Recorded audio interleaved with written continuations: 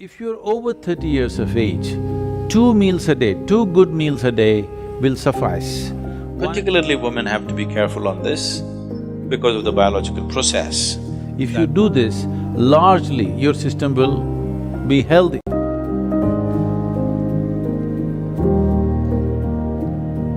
One of the most important things that you must be conscious of is, on a certain day when you eat a certain type of food, whatever you eat, you must consciously notice how quickly does it digest and become a part of yourself.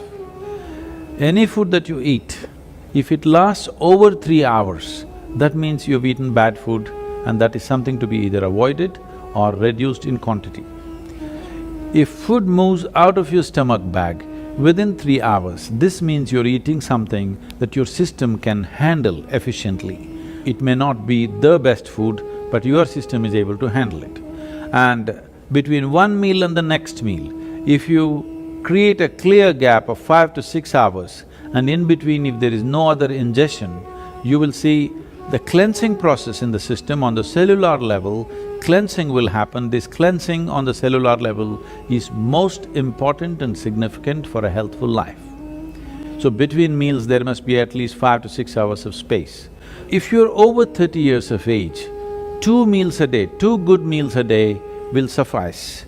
One in the morning and one in the evening. After the evening meal, before you go to bed, there must be a minimum of 3 hours, and if there is a certain amount of physical activity, not necessarily very heavy or strenuous activity, just simple walking or maybe a dance or something like this, create something for yourself where about at least 20 to 30 minutes there is some physical activity after the evening meal. If you do this, largely your system will be healthy. Anemia means on one level the blood has lost its iron, that means you lost your steel, okay?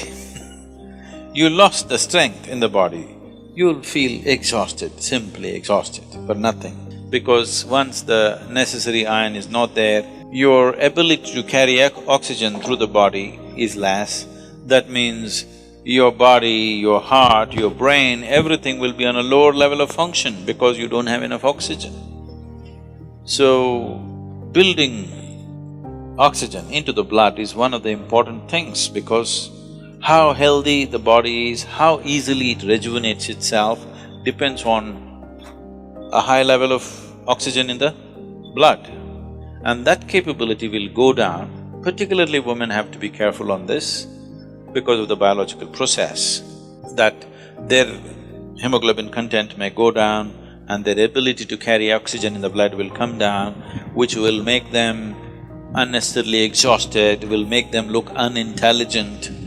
And yes, if the RBC is low, you feel dumb because there's not enough oxygen in the brain and it doesn't function the way it needs to function, both the body and the brain.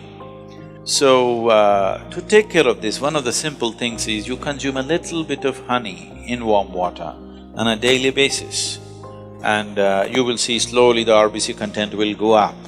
If there's more oxygen in the blood, suddenly you feel a burst of energy, suddenly everything is active, the rejuvenation system in the body is going up, the dead cells are being replaced quickly. The level of inertia that you feel in the body is much lower, the level of inertia that you feel in your mind is much lower.